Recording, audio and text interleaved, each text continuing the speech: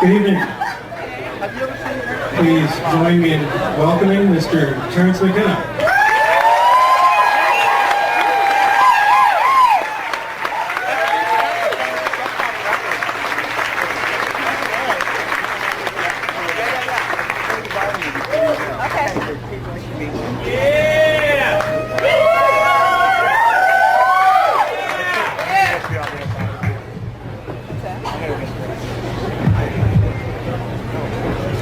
How's that?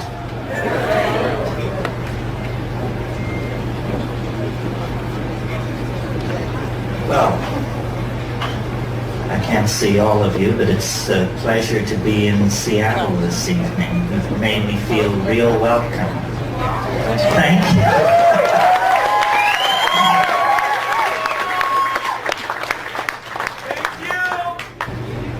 Our discussion this evening is psychedelics in the age of intelligent machines, or shamans among the machines. And I wanted to talk about this simply because these are two of my great loves, and so I assume, being monogamous, they must be one love. So how to build intellectual bridges between these two concerns, which seem so different. As far as people and machines are concerned, it was Ludwig von Bertalanffy, I think, who said in his book General Systems Theory, he said, people are not machines, but in every opportunity where they are allowed to behave like machines, they will so behave. In other words, we tend to fall into the well of habit. Though the glory of our humanness is our spontaneous creativity, we too, as creatures of physics and chemistry, of memory and hope, tend to fall into repetitious patterns. And these repetitious patterns are the death of creativity. They diminish our humanness. They diminish our individuality, make each of us somehow like cogs in some larger system.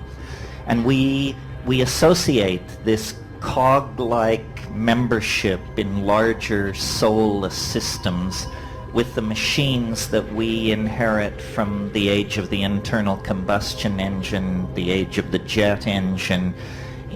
You know, Marshall McLuhan said we navigate our way into the future like someone driving who uses only the rear view mirror to tell them where they're going. It's not a very successful strategy for navigating into the future. So I made a number of notes on this matter of psychedelics and machines. To me, the connecting bridge, well, there are many, but the most obvious one is consciousness expansion. After all, psychedelics, before they were called entheogens, before they were called hallucinogens, before they were called psychedelics, they were simply called consciousness expanding drugs. Good phenomenological description of what they do. And certainly the technology of cybernetics is a consciousness expanding technology. It expands a different area of consciousness. The minds of machines and the minds of human beings are very different, so different that each party questions whether the other even has a mind. But in fact, what these are species of minds operating in very different domains.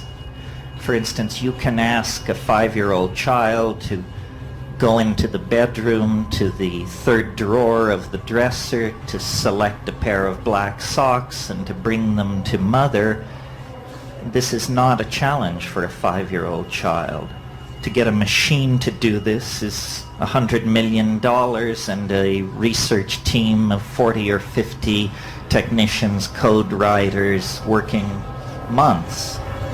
On the other hand, if you ask a person for the cube root of 750,344, much head-scratching results. A computer is utterly undaunted by that question.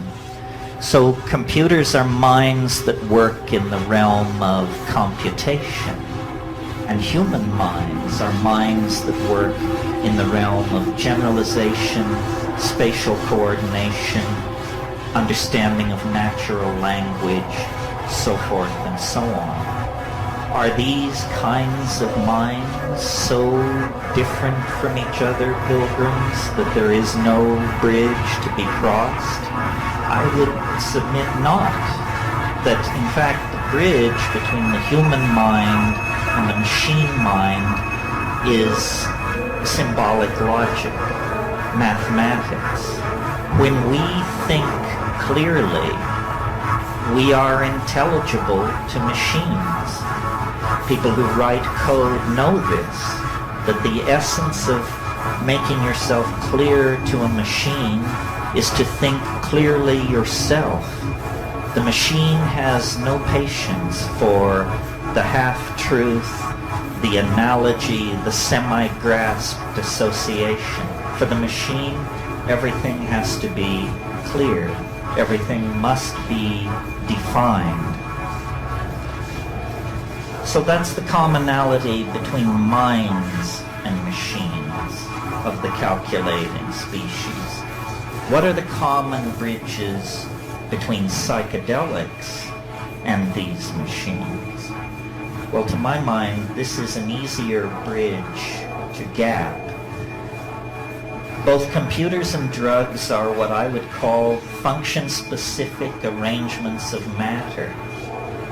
And as we develop nanotechnological abilities as we move into the next century, it will be more and more clear that the difference between drugs and machines is simply that one is too large to swallow. And our best people are working on that.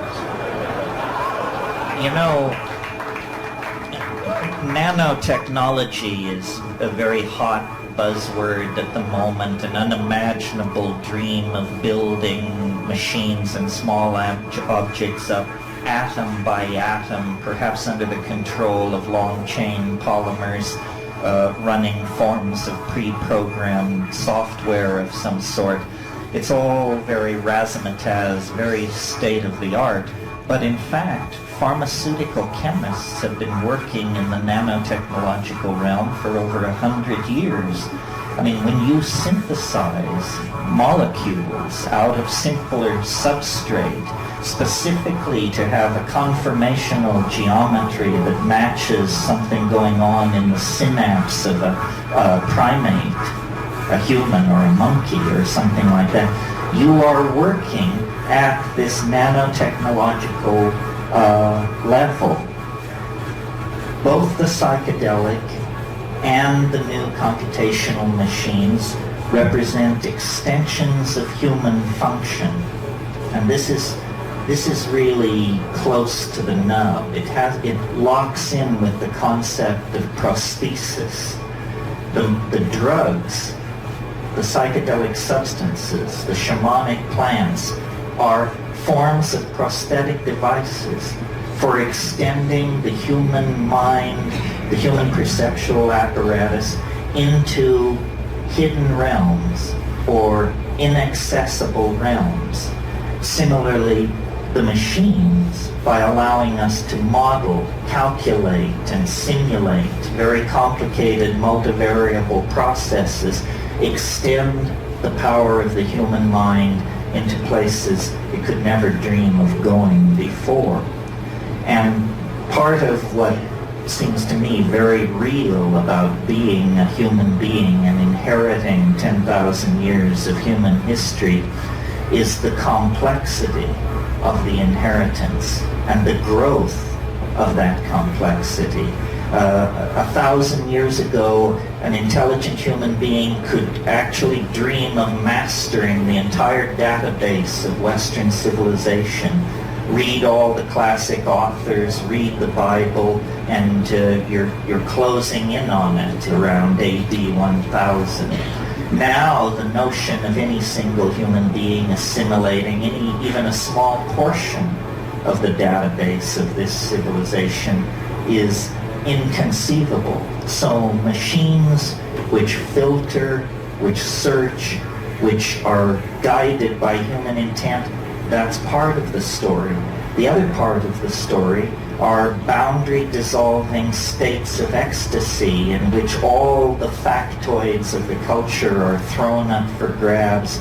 The deck is reshuffled, synchronicity rules, and out of that steps visionary understanding, breakthrough, integrative breakthrough under the aegis of psychedelic intoxication.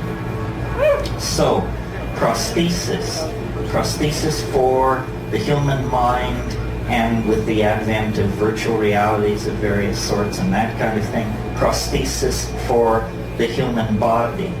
And I'm very keen on sort of the under-the-table effects of these things. In other words, I'm a full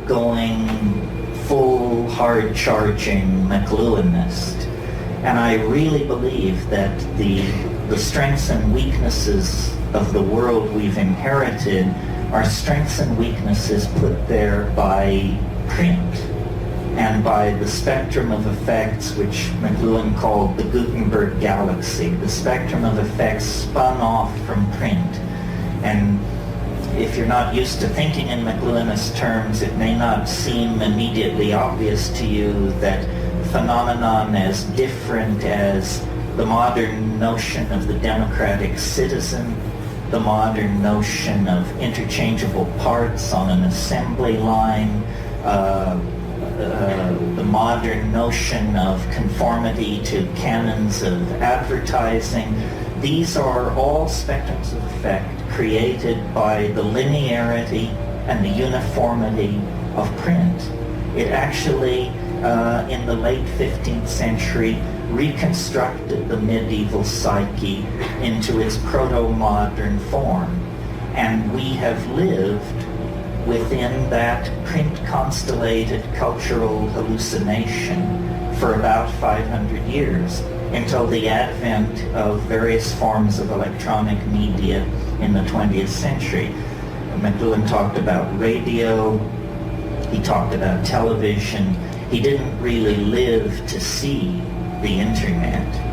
The notion that keeps occurring to me as I watch all this is that print was uniquely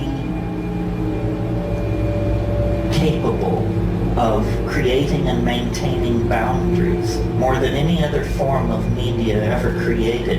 It was a boundary-defining form of media. It proceeded linearly.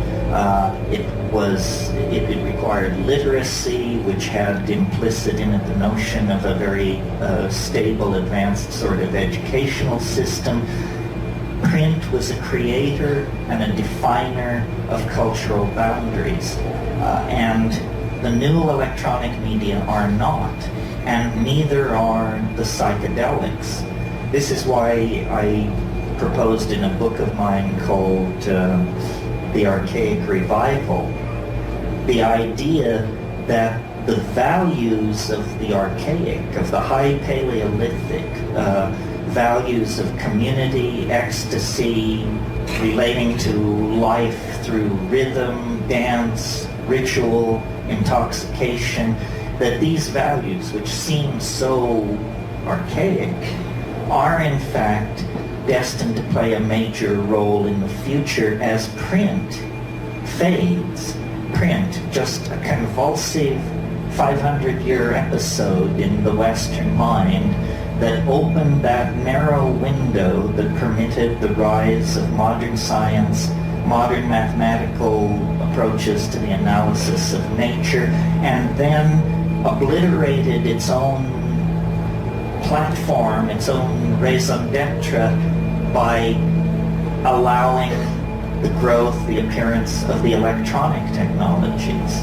And my sort of supposition about all this, I'm not an apocalyptarian or a pessimist. I may be an apocalyptarian. I'm not a pessimist.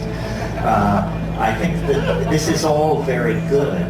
Obviously, continuing to run Western civilization on the operating system inherited from print produces various forms of political and cultural schizophrenia, which allowed to run unchecked would become fatal, would create cascades of chaos and political destabilization that would become uncontrollable. Governments resist change. Governments cling to technologies and social formulae that are already tried and true. In that sense, then, all governments are incredibly anti-progressive forces. Again, the image from McLuhan of someone driving into the future using only the rear view mirror. So the electronic media and the psychedelics work together in this peculiar way to accentuate archaic values. Values which are counter to the print constellated world. And when you deconstruct what that means and look at the Aboriginal or the Paleolithic or the archaic world, you see that the central figure in that world is the shaman, male or female, the shaman. And the shaman is like a designated traveler into higher dimensional space. The shaman has permission to unlock the cultural cul-de-sac of his or her people and go behind the stage machinery of cultural appearances and has permission, collective permission, to manipulate that stage machinery for purposes of healing.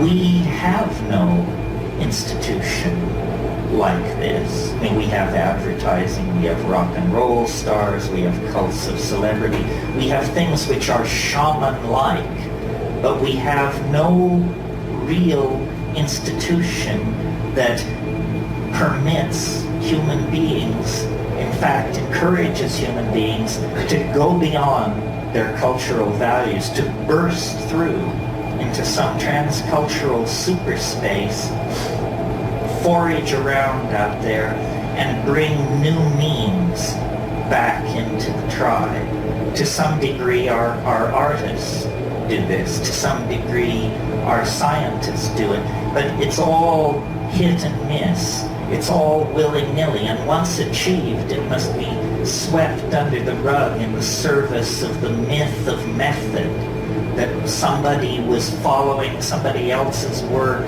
or somebody was applying a certain form of rational or logical analysis, and that led to their breakthrough. If you've read Thomas Kuhn's book on the structure of scientific revolution, you know, this is all lies and propaganda.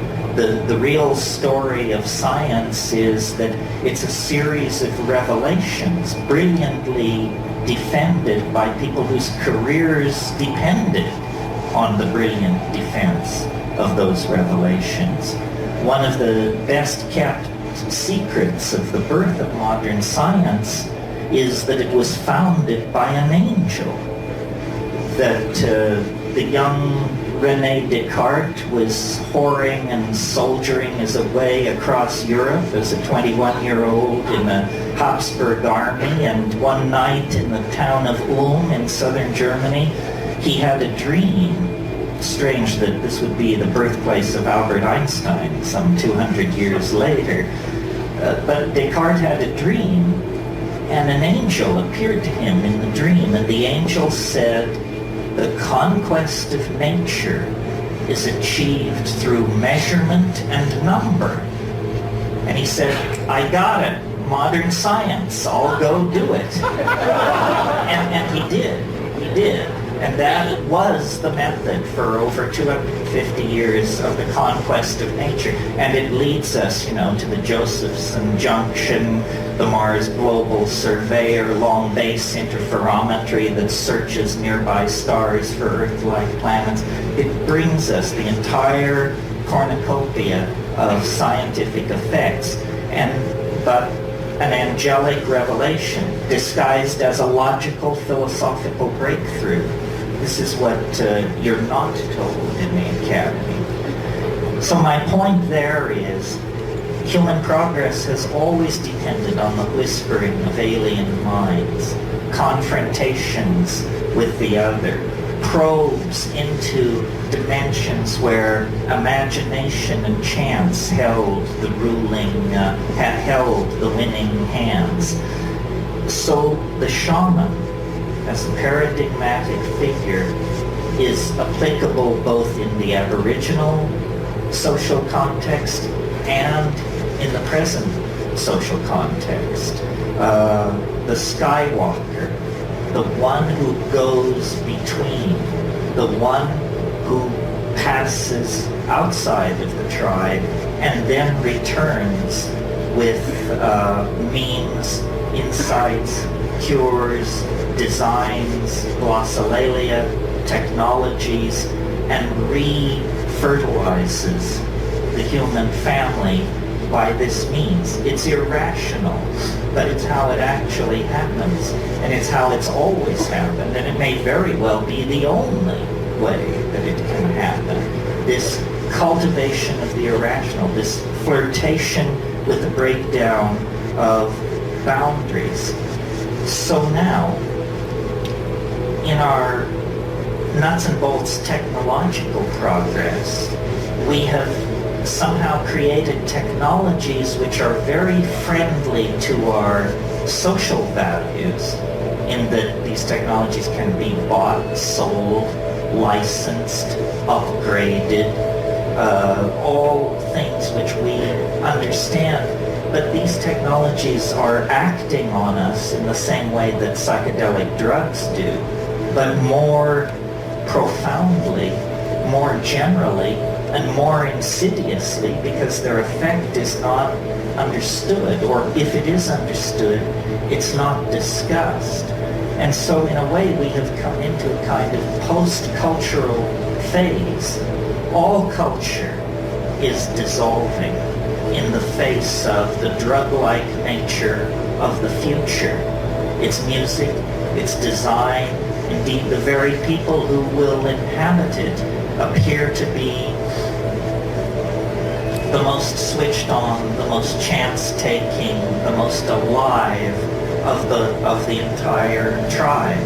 People who feel the beat, people who are not afraid to take chances, people for whom these technologies have always been very natural. Machines are central to the new capitalism, the information transforming technologies.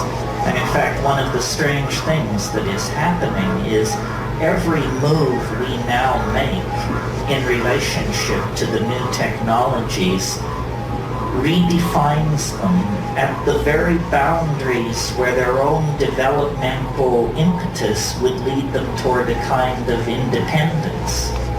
In other words, we talk about artificial intelligence. We talk about the possibility of an AI coming into existence, but we do not really understand to what degree this is already true of our circumstance. In other words, how much of society is already homeostatically regulated by machines that are ultimately under human control, but practically speaking are almost never meddled with.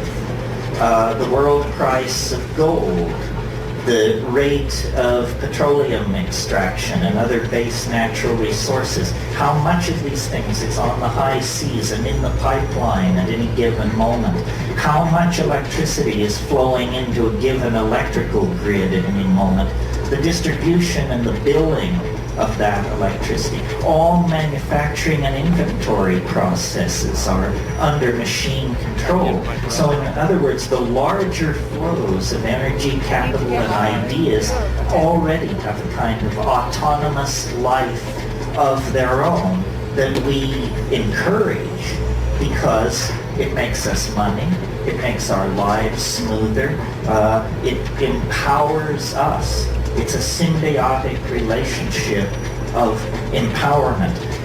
Even in the matter of the design of these machines, once, human engineers would work from a set of performance specs, and they would design a chip to meet those specs, and the architecture would be put in place by human engineers.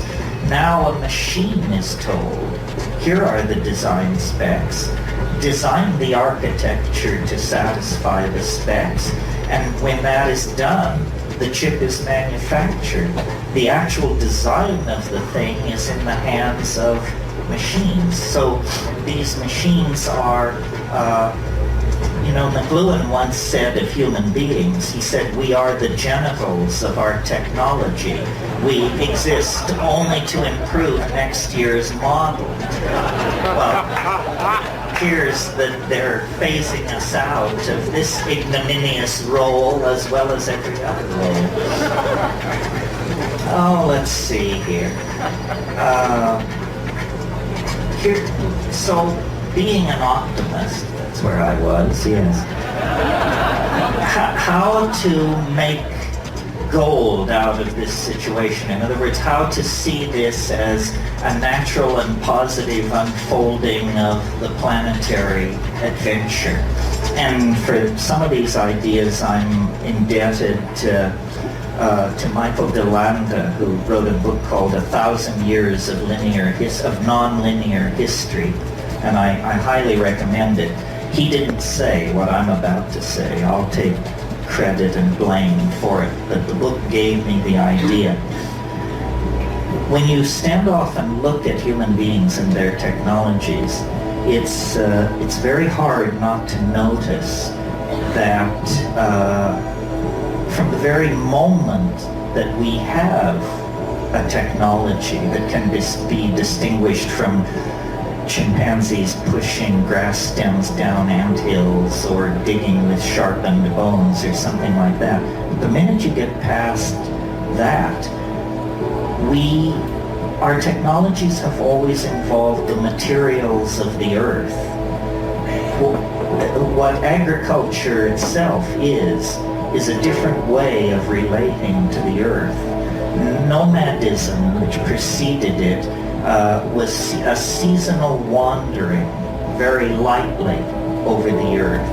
And at some point, the deep, fertile soil of the river valleys that were encountered in these nomadic wanderings were recognized as potential sources of food if cultivated, if treated through a certain set of technological methods. So that early technology is defined by a new relationship to the materials of the earth itself. And it's quickly followed because agriculture is so successful as a strategy for food production. It's quickly followed by city building and the establishment of sedentary populations, because you can't carry your surplus with you if you're an agriculturalist. So great is the physical volume of it. Cities, and at the very early establishment of these populations in the Middle East, you get the first traces of metallurgy, the working of metals, the alloying of metals, the tinting of base metals with more precious metals. This process of ever more finely refining and fabricating the materials of the earth proceeds in an unbroken series of processes and steps right up to the latest 500 hertz chip or megahertz chip It proceeds right up to the most modern computational machinery. So I once heard someone say that plants were something that animals had been invented by plants to move them around, which from an evolutionary point of view, you can see that this is a kind of truth.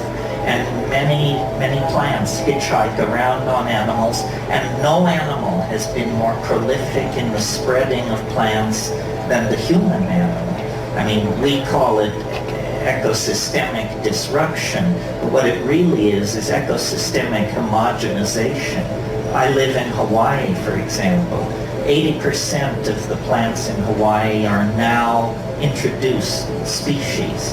Almost none of the plants that were pre-conquest on the western coast of North America exist anymore. They have been supplanted by much tougher, more tightly evolved Mediterranean plants that had known the presence of grazing animals for millennia. So these flora are constantly being changed. Human beings move plants around. Well, with that perspective, then, it seems to me the Earth's strategy for its own salvation is through machines. And human beings are a kind of intermediary catalytic step in the rarefaction of the Earth. The Earth is involved in a kind of alchemical sublimation of itself into a higher state of morphogenetic order. And that these machines that we build are actually the means by which the Earth itself is growing conscious. You know, if you study embryology, you know that the final ramification, the final spread and thinning out of the nervous system happens very suddenly at the end of fetal development. And I don't know if you've been paying attention, but in the last 10, 12 years or so, a very profound change has crept over our household appliances. They've become telepathic. So while we were arguing about the implications of the internet for e-commerce or what have you, all of these passive machines, previously used for playing Pong and word processing, became subsets of a planetary node of information that is never turned off, that endlessly whispers to itself on the back channels, that is endlessly monitoring and being inputted data from the human world.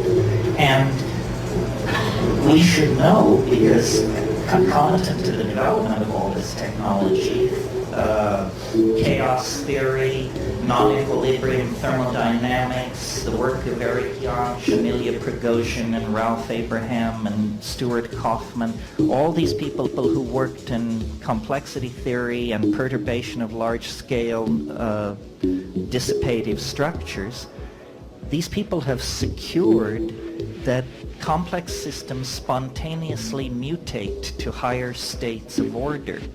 This is counterintuitive if you're running physics 19th century style as your OS, but if you're actually keeping up with what's going on, there is nothing miraculous about this. All kinds of complex systems spontaneously mutate to higher states of order. But what it really means is that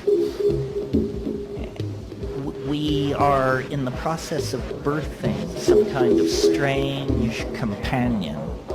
You know, Nietzsche 100 years ago said, "That strangest of all guests now stands at the door."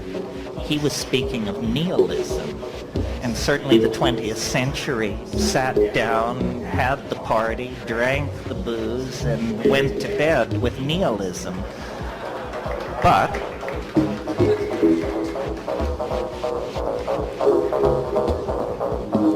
now a stranger guest stands at the door, and it is the AI, denied as a possibility as recently as 10 or 15 years ago in books like Hubert Dreyfus's What Computers Can't Do. But if you've been paying attention, you may have noticed those voices have grown strangely silent in the past 5 or 6 years. At this point, nobody wants to say what computers can't do and hang their career on that. I mean, that would be extremely reckless at this point, I would think. Because the fact is, we are ourselves elements acting and reacting in a system that we cannot understand. This seems natural to me because my observations, as stated here this evening, rest on an assumption which science doesn't share, but which I think is easily conveyed, and you can confirm it from your own experience of life, and it is this, that the universe grows more complex as we approach the present. It was simpler 1 million years ago. It was simpler yet 1 billion years ago. As you go backward in time, the universe becomes more simple. As you approach this golden moment, process, complexity is layered upon complexity. Not only a planetary ecosystem, not only language-using cultures, but language-using cultures with high technology, with supercomputers, with the ability to sequence our own genome, on and on and on. That's self-evident. Equally self-evident is the fact that this process of complexification that informs all nature on all levels is visibly, palpably, obviously accelerating. And I don't mean so that glaciers retreat 50% faster or volcanism is occurring at 12% greater rate than 1 million years ago. I mean viscerally accelerating, so that now a human life is more than enough of a window to see the entire global system of relationships in transformation. Well, I guess you could call me an extrapolationist.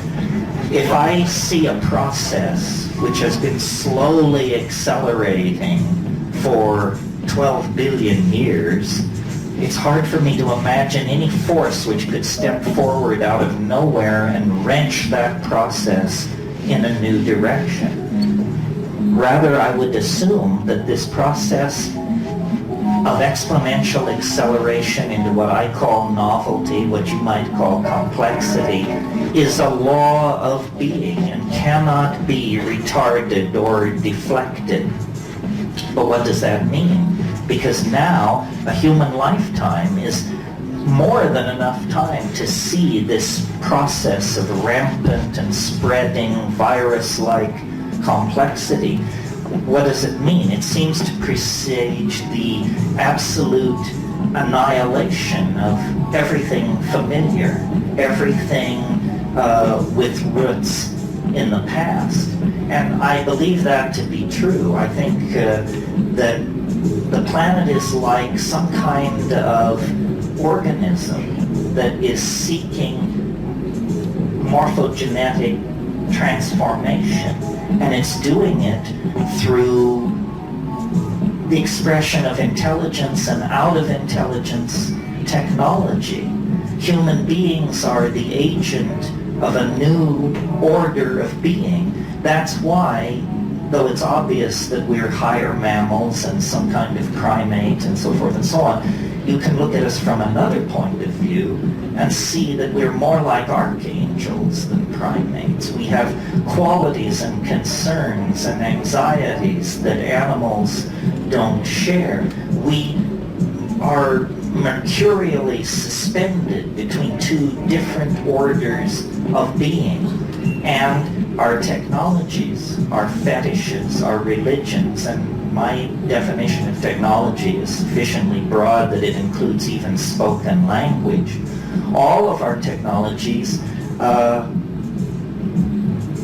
demand, push forward toward, and make inevitable their own obsolescence. So we are like caught in an evolutionary cascade. And, people say, well, if the AI were to break loose, what would it look like? What would it be? Where does humanity fit into the picture?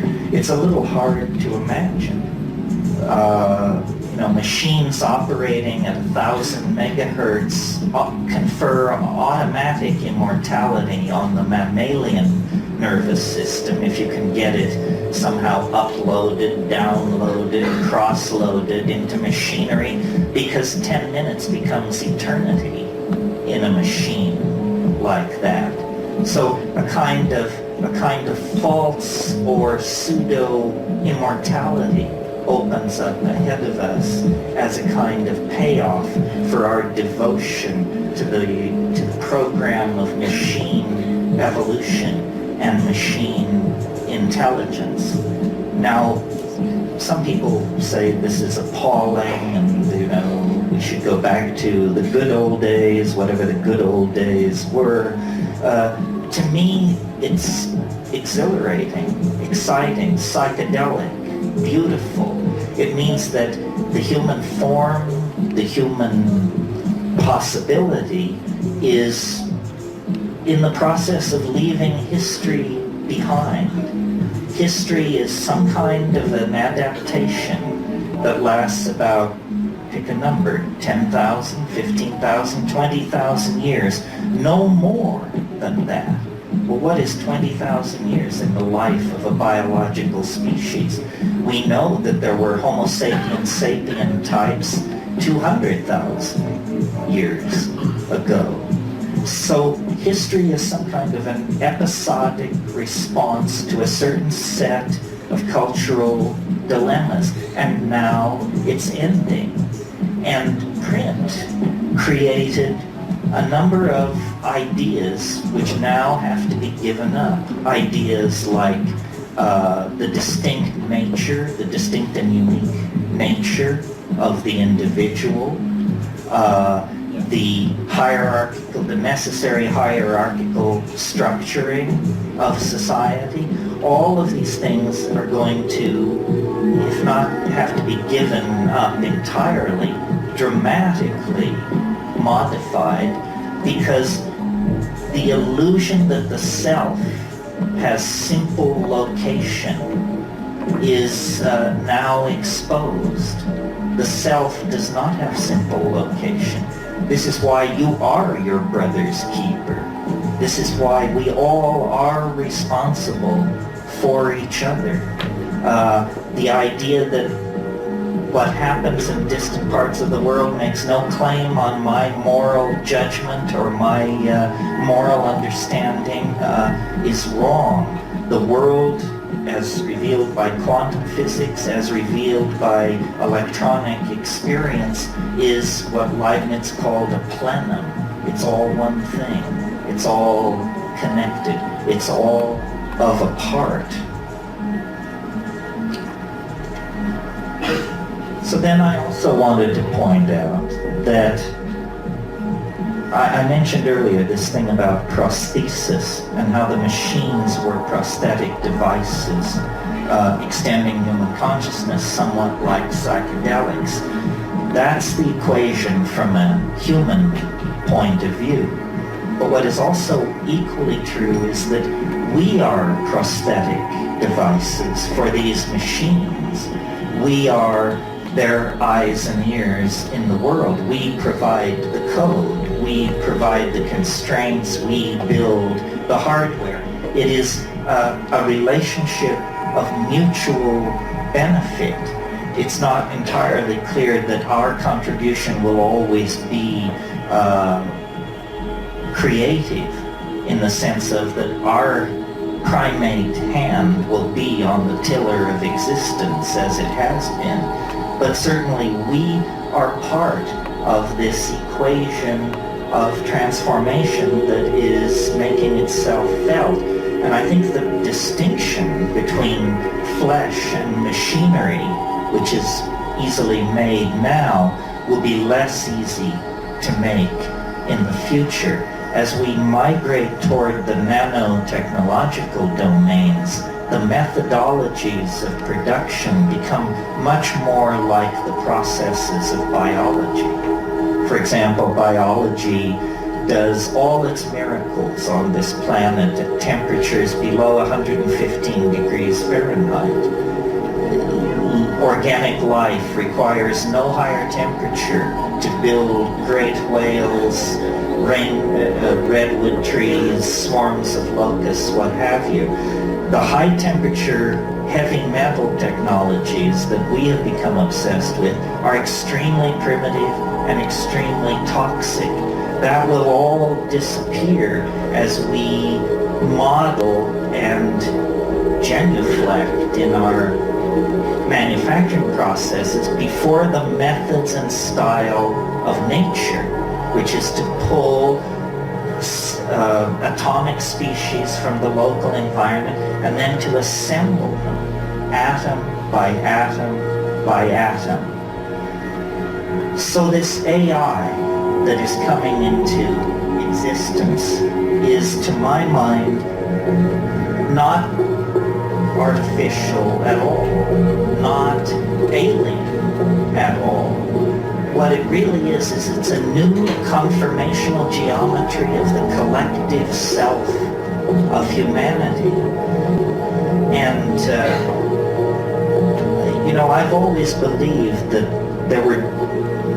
there are different models of what shamanism is. There's sort of a Jungian model, which is the shaman is someone who goes to the collective unconscious and manipulates the archetypes and heals by that means.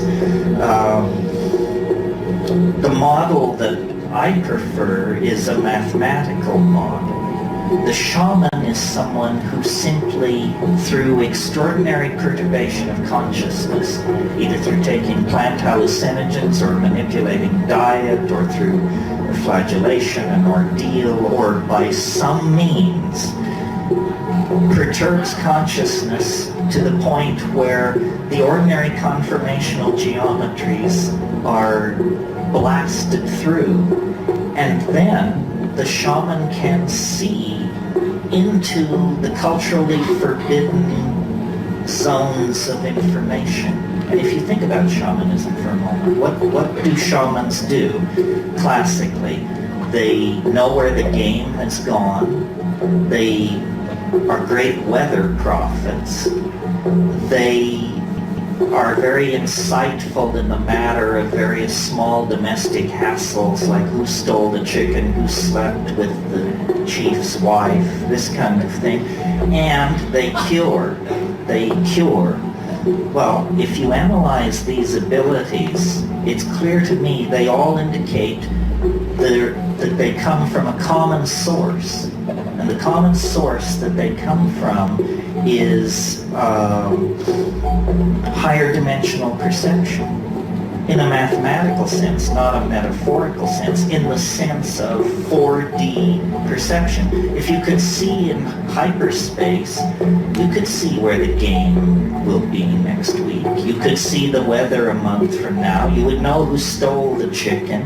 And any good doctor will tell you that if you're building a reputation as a physician, you must hone the intuitional ability to choose patients who won't die.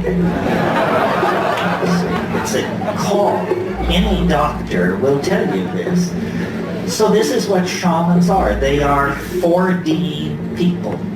They are sanctioned members of the society who are allowed to put on the gloves, as it were, pull on the goggles, and look beyond the idols of the tribe, look beyond the myth. Well, in a way, as culture breaks down in multiculturalism and the rise of the internet and a generation of people raised on hallucinogenic plants and substances, we all are asked to assimilate some portion of this shamanic potential to ourselves.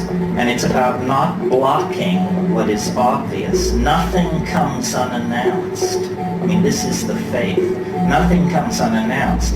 But idiots can miss the announcement. So it's very important to actually listen to your own intuition rather than driving through it.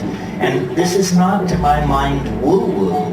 It's actually based on the observations of how life works, whether it's counterintuitive to logical positivism and its fellow travelers or not. Then I want to leave you with just one last thought on all of this, which is, and this sort of harks back to the question of the similarities between the machines and the plants. And it's I'm sure you've heard this, I've heard it, it has different levels of being said and being heard. It's that the world is actually made of language. It isn't made of electrons and fields of force and scalar vectors and all of that fancy stuff. The world is made of language. The word is primary, more primary than the speed of light, more primary than any of the physical constants that are assumed by science to be the bedrock of reality. Below that, surrounding and enclosing all those constructs of science is language, the act of signifying. And, virtual reality is a very sexy, new sort of concept as normally presented. Machine-sustained, immersive realities that trick your senses into believing you're in a world that you are in fact not in. But in fact, the entire enterprise of civilization has been about building these virtual realities. The first virtual realities were at Ur and Shanadar and Çatalhöyük and Jericho. Yes, stone and adobe is an intractable material compared to photons moving on a screen. But nevertheless, the name of the game is the same, which is to cast an illusion between man and reality, to build a cultural truth in the stead of the natural truth of the animal body and the felt moment of immediate experience. And this is where I want to tie it up with this notion of the felt presence of immediate experience. This transcends the culture, the machines, the drugs, the history, the momentum of evolution. It's all you will ever know and all you can ever know. It's the felt presence of immediate experience. Everything else arrives as rumor, litigant, advocate, supposition, possibility. The felt moment of immediate experience is actually the mind and the body aware of each other and aware of the flow of time and the establishment of being through metabolism. And this, I think, is what the machines cannot assimilate. It will be for them a mystery as the nature of deity is a mystery for us. I have no doubt that before long there will be machines that will claim to be more intelligent than human beings and will argue brilliantly their position. And it will become a matter of philosophical disputation whether they are or are not passing the Turing test and so forth and so on. But machines, I do not believe, can come to this felt moment of immediate experience. That is the contribution of the animal body to this evolutionary symbiosis, which I believe will end in the conquest of the universe by organized intelligence. That all this is prelude. I mean, we are fragile. This earth is fragile. A tiny slip anywhere along the line and we could end up a smear in the shale, no more than the trilobites or the Ramphorhynchi or all the rest of those who came and went.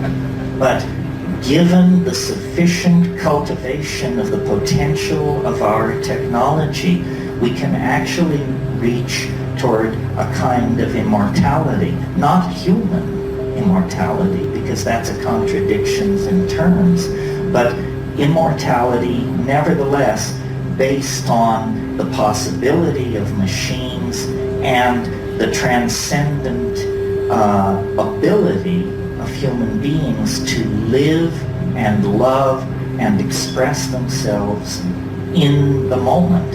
And the psychedelics bring that to just a white-hot focus. And it's out of that white-hot focus that the alchemical machinery of transformation will be forged. And it will not be like the things which have come from the industrial economy. They will not be profane machines. They will be spiritual machines, alchemical gold, the universal panacea that Renaissance magic dared to dream of at the end of the 16th century. We are reaching out toward this mind child that will be born from the intellectual loins of our culture. And to my mind, it's the most exciting and transformative thing that has ever happened on this planet. And the miracle is that we are present not only to witness it, but to be part of it and to be raised up in an epiphany that will redeem the horror of history as nothing else can or could. Redeem the horror of history through a transformation of the human soul into a galaxy-roving vehicle via our machines and our drugs and the externalization of our souls.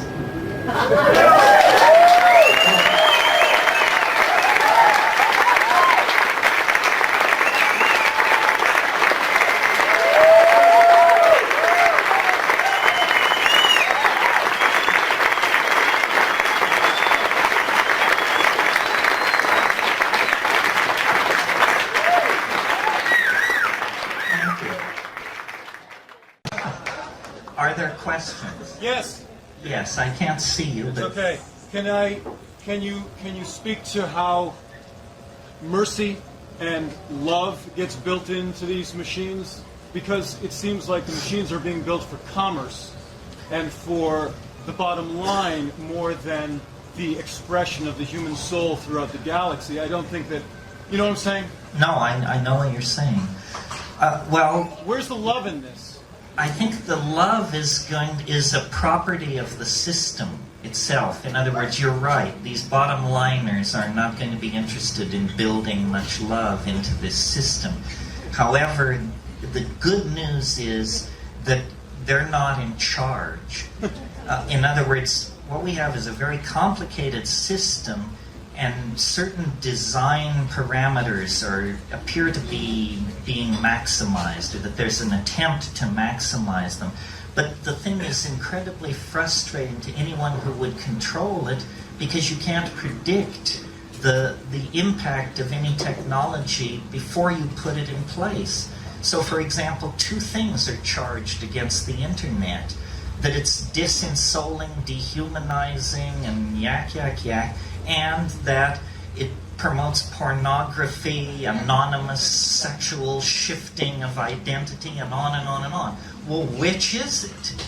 You know, is it this messy, sloppy, autoerotic, erotic, collectivist kind of thing?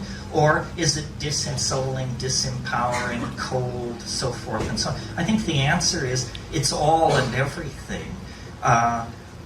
This question about the AI is very interesting to me, and if it's interesting to you, you should read Hans Moravec and Kurzweil and these people on this subject.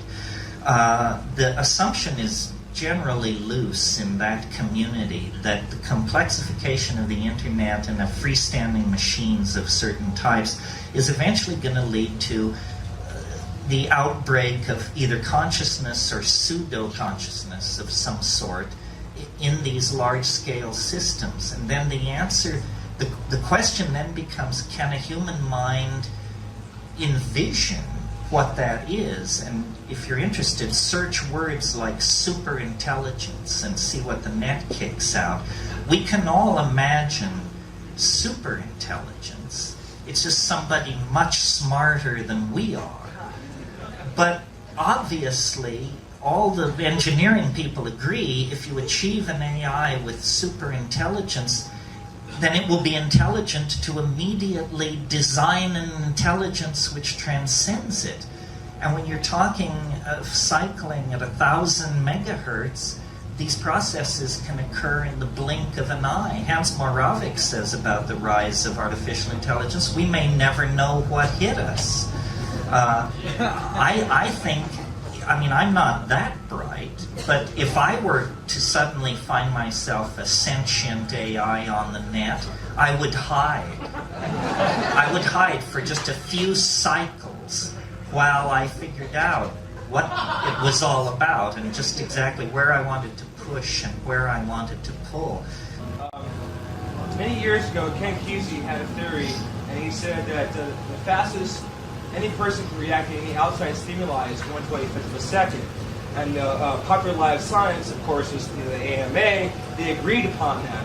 So if the fastest any person can react to any outside stimuli is 1/25th of a second, my question is, can you time travel? Can we, like, if a person like Bruce Lee was able to mark that reacting to an outside stimuli at 1/20th and 1/21st, so if you're reacting to the outside world before it actually happens to everyone who's not reacting to that, because they say alcohol inhibits a person's Are you sure? First of all, there is this research, and I'm not a neurophysiologist, but you've probably all heard this research that seems to show that you actually make decisions before your conscious ego is aware that the decision has been made, that there's a slight time lag. So when you think you're making certain kinds of decisions, brain wave studies show it's already a done deal. But time is set by the cycle speed of the hardware you're running on. And the human body, I mean, we can argue about this because it's different in different parts, but it roughly runs at about 100 hertz, very slow. Well, if there is any meaning to the phrase upload a human being into circuitry, and a lot of Greg Egan's fiction is based around the idea that you can copy yourself into a machine. You can turn yourself into software. But that when you enter the machine environment that's running at 1,000 megahertz per second, you perceive that as vast amounts of time. In other words, all time is how much change you can pack into a second. If a second seems to last 1,000 years, then 10 seconds is 1,000 years. And so one could imagine a technology, just in a science fiction mood, where they would come to you in your hospital bed and say, you have 5 minutes of life left. Would you like to die? Or would you like the 5 minutes to be stretched to 135,000 years by prosthetic and technical means? You're still going to die in 5 minutes, but you will be able to lead your elephants over the Alps and write the plays of Shakespeare and conquer the New World and still have plenty of time on your hands. In other words, time is going to become a very plastic medium. Now, that is a kind of time travel. Could there be time travel a la H.G. Wells, where, you climb onto the saddle of the time machine and then day follows night like the flapping of a great black wing until all merges into a continuous grayness, and then you find yourself confronting Yvette Mimeo in the year 1 billion AD or something like that. It's possible. I mean, time travel was completely out of left field 10 years ago. In the last 18 months, there have been hundreds of articles of time travel in Physical Review and other places. There are even schemes for time travel that would work. They just require godlike technological abilities. In other words, if you could build a cylinder with the diameter of the planet Saturn that was 10 AU in length and could spin it at 95% the speed of light, then when it would wrap space-time around itself like toilet paper on a roll. And as you traveled up the transverse dimension, you would find yourself traveling in time. Kurt Gödel showed this in 1949, and that paper has been lying around. Well, obviously, it's a tough way to do it, but it's a tough thing to do, right? So, But we beat the machine, being his 7-second delay. Yeah, well, they're working on that. Somebody over here. Here, just a minute. This way. And then you. Yeah. Speak. The most worthwhile parts that are maintained in that mechanical virtual reality. Well, in William Gibson's fiction, the AI Wintermute, I think it was called, it was fascinated by human art. And it built collages in its spare time. And these collages began to turn up in various art galleries and exhibitions. And they had such a touch, such a elan, that someone in the plot follows it all to its source.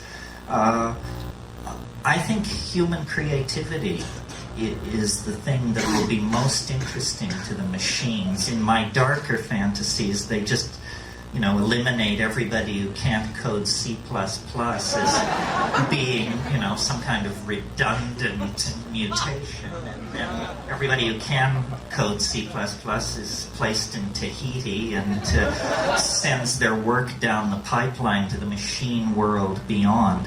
I really think that we have a very, dare I say it, mechanistic view of what machines are. For example, so say there were a super intelligent machine and say it were your friend. Well, if it were really super intelligent, then it ought to be able to just make your life heaven itself.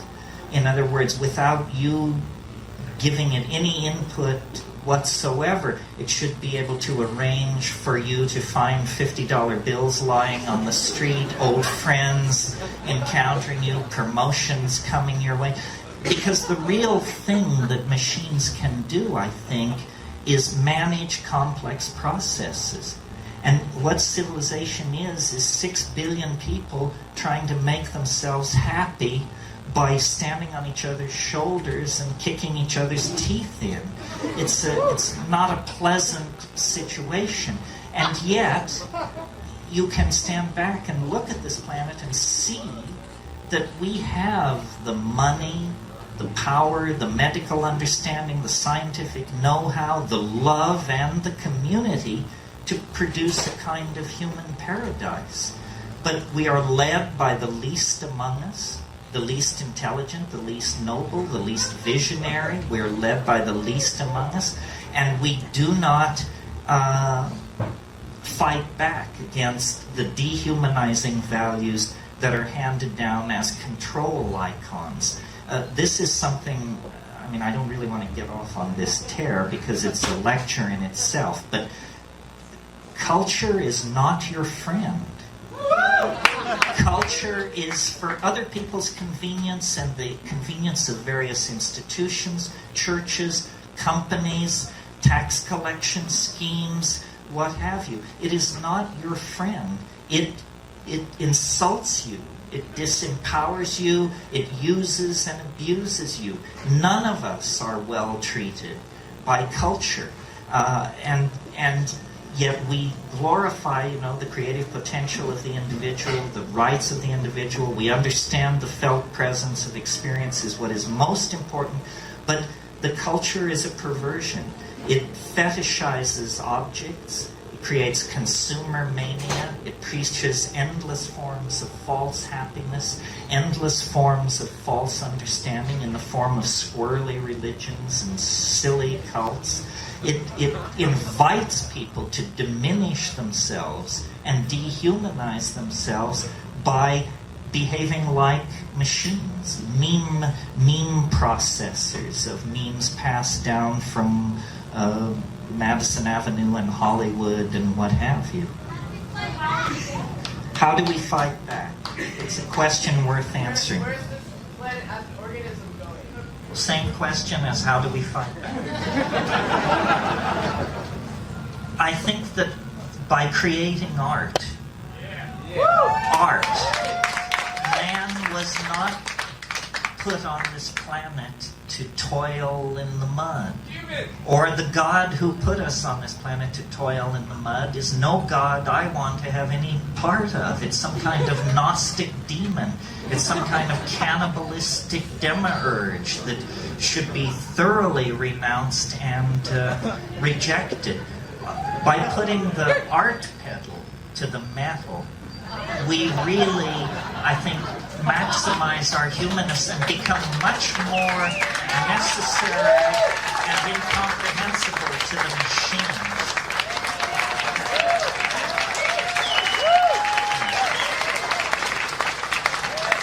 This is what people were doing up until the invention of agriculture. I mean, I'm absolutely convinced that the absence of ceramic and textual material and so forth and so on does not indicate the absence of subtle minds, poetically empowered minds, minds with an incredible sense of humor and irony and community, and that it was the fall into history that enslaved us to the labor cycle, to the agricultural cycle.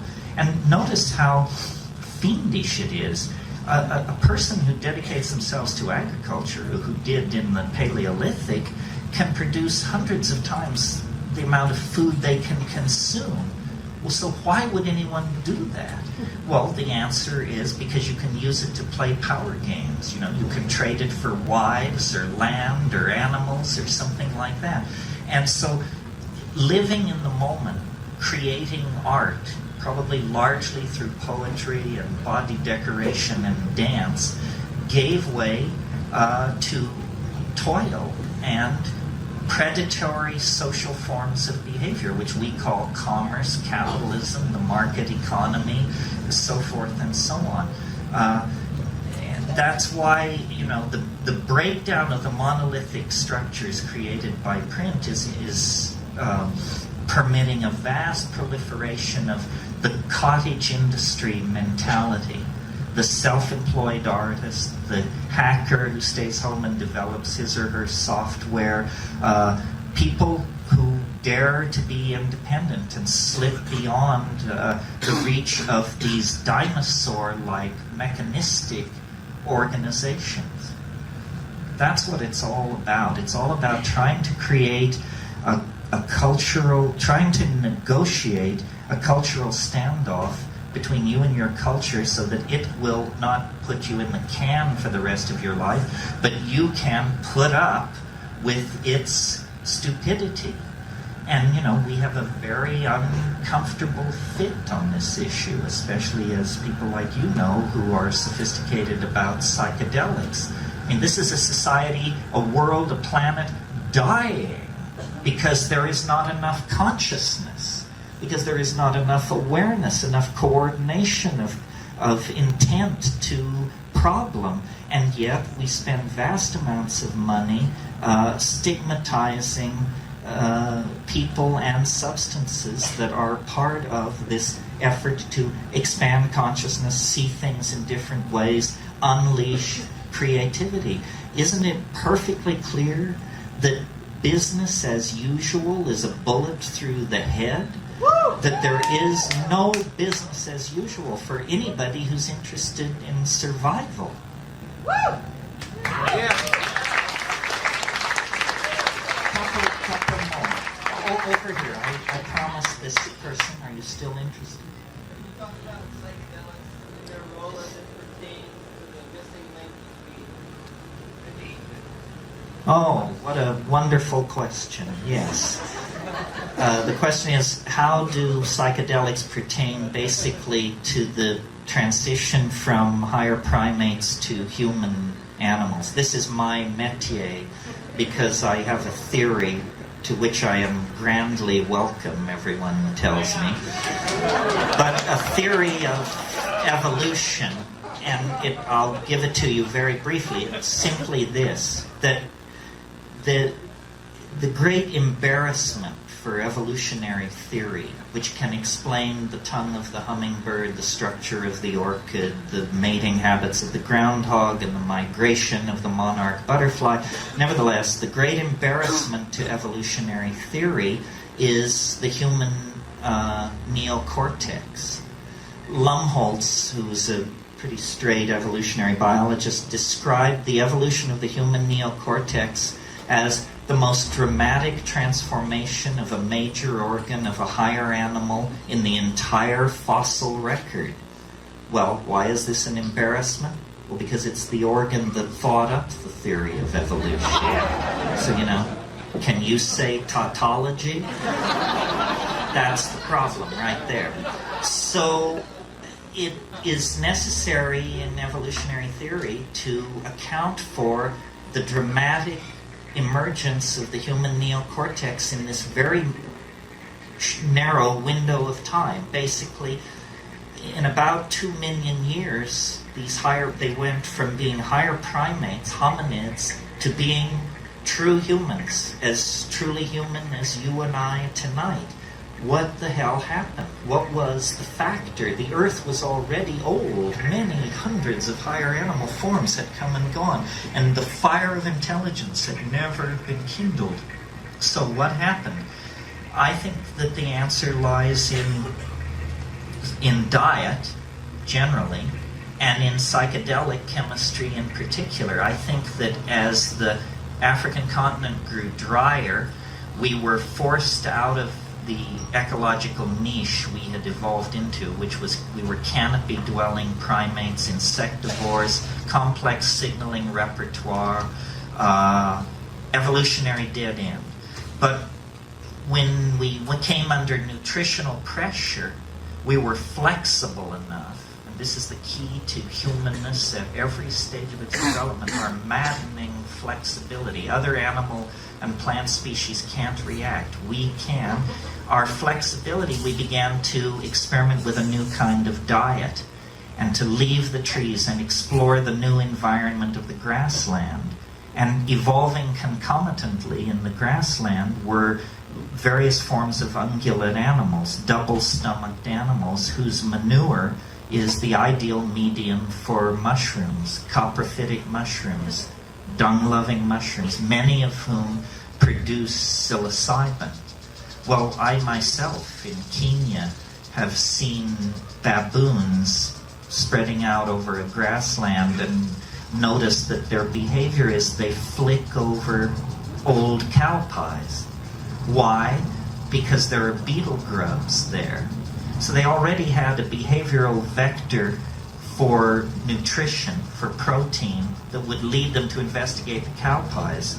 Well, in the Amazon, after a couple of days of fog and rain, these psilocybin mushrooms, Stropharia cubensis, can be the size of dinner plates. I mean, in other words, you can't miss it. If you're a foraging primate, you can't miss it. And the taste is pleasant. And psilocybin has unique characteristics, both as hallucinogen and other properties that make it the obvious chemical trigger for higher processes. And I'll run through this quickly for you, but here it is. In very low doses where you wouldn't say you were stoned or loaded or anything like that, but just in doses you might obtain by nibbling as you foraged, it increases visual acuity. In other words, it's like a technological improvement on your vision. Chemical binoculars lying there in the grass. Well, you don't have to be a rocket scientist to figure out if an animal is a carnivorous forager and there's a food which improves its vision, those that avail themselves of that food will have greater success in obtaining food and rearing their children to sexual maturity, which is the name of the game in evolution. So step one, small doses of psilocybin increase visual acuity and food-getting success. Step two, slightly larger doses of psilocybin in primates create what's called arousal. This is what you have after a double cappuccino. In highly sexed animals like primates, you get male erection. So what do you have here? You have a factor which increases what anthropologists without a trace of humor refer to as increased instances of successful copulation. In other words, the animals eating the psilocybin are more sexually active, therefore more pregnancies are occurring, therefore more infants are being born, therefore there is a process which would tend to automatically outbreed the non-psilocybin using members of the population. Step two toward higher consciousness. Step three, you eat still more mushrooms. Now you're not foraging with sharpened eye, nor are you horsing around with your opposed gender acquaintances. Instead, you're nailed to the ground in hallucinogenic ecstasy. And one of the amazing things about psilocybin above, say, 5 or 6 grams, a dried material, is it causes glossolalia. Spontaneous bursts of language-like behavior under the obvious control of internal syntax. And I believe syntax existed before spoken language, that syntax controls spatial behaviors and body languages and is not necessarily restricted to the production of vocal speech. So there it is in a nutshell. We ate our way to higher consciousness. The mushroom made us better hunters, better survivors. Among those in the population who used it, their sexual drive was increased, hence they outbred the more reluctant members of the tribe to get loaded. And finally, it created a kind of neuroleptic seizure which led to these downloading of these syntactically controlled vocalizations, which became the raw material for the evolution of language. And it's amazing to me, the straight people, the academics, believe language is no more than 35,000 years old. That means it's as basic to human beings as the bicycle pump. It's just something somebody invented 35,000 years ago. It's got nothing to do with primate evolution and the long march of the hominidae and all that malarkey. No, it's just an ability, a use to which syntax can be put that previously had not been put. I think before language, spoken language, things were very touchy-feely, and the wink and the nod carried you a great distance, and gestural communication was very high. That's why, and I should say this and then end, to me it begins and ends with these psychedelic substances. The synergy of the psilocybin in the hominid diet brought us out of the animal mind and into the world of articulated speech and imagination. And technology developed, and mushrooms were, invade against, faded. There was migrations, cultural change. But now, having split the atom, having sequenced our genome, having taken the temperature of Betelgeuse and all the rest of it, we're now back where we started. And like the shaman who makes the journey into the well of darkness and returns with the pearl of immortality, you don't dwell in the well of darkness, which was human history. You capture the essence of the thing, which is the godlike power of the shaman smith, the technologist, the demon artificer, the worker of metals, the conjurer of spirits, and you carry that power back out of history And it's in that dimension, outside of history, that you create true humanness and true community. And that's the adventure that we are in the act of undertaking. Thank you very, very much.